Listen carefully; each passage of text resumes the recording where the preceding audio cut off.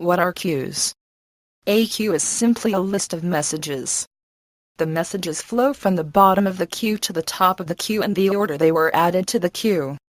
It is known by computer scientists as a FIFO data structure. FIFO stands for first and first. The Windows Azure Queue Service is an internet-scale message queuing system for cross-service communications.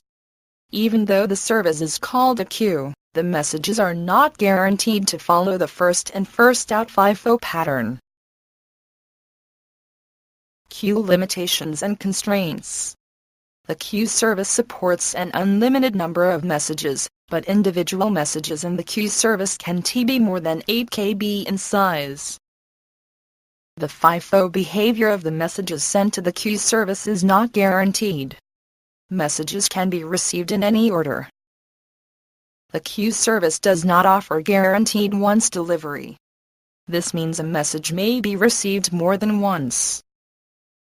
Messages sent to the queue service can be in either text or binary format, but received messages are always in the base 64 encoded format. The expiration time for messages stored in the queue service is 7 days. After 7 days, the messages are garbage collected. Queue service architecture. In this architecture you can see Queue REST API, Windows Azure Storage, Queue, Messages, Queue Service REST API. The queue service stores messages that may be read by any client who has access to the storage account. A queue can contain an unlimited number of messages, each of which can be up to 64 KB in size using version 18 August 2011 or newer. Messages are generally added to the end of the queue and retrieved from the front of the queue, although first in, first out FIFO behavior is not guaranteed. If you need to store messages larger than 64 KB, you can store message data as a blob or in a table, and then store reference to the data as a message in a queue. What are messages?